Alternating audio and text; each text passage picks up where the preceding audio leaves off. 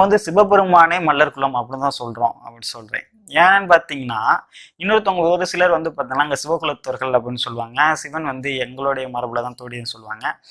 ஆனா அதுக்கு ஆதாரம் கேட்டா இல்ல. சரி, நடைமுறை பழக்க வழக்கங்கள்ல சிவ சமயத்தை சார்ந்து நீங்க பின்பற்றீங்களா அப்படின்னு கேட்டா அதுவும் இல்ல, அதுவும் கொடுக்க மாட்டேங்கிறாங்க.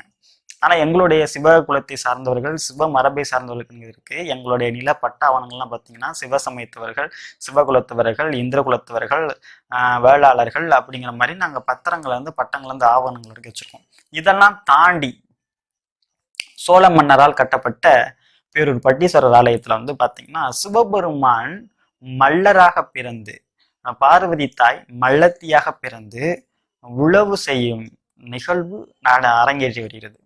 அது மட்டும் இல்லாம தல புராணத்திலிருந்து பள்ளு படலம் வரை தேவேந்திர குல வேளாளர் சமூகத்தில் பிறந்த சிவபெருமான் என்றுதான் போற்றப்படுகிறது. அங்குள்ள ஒவ்வொரு மந்திரம்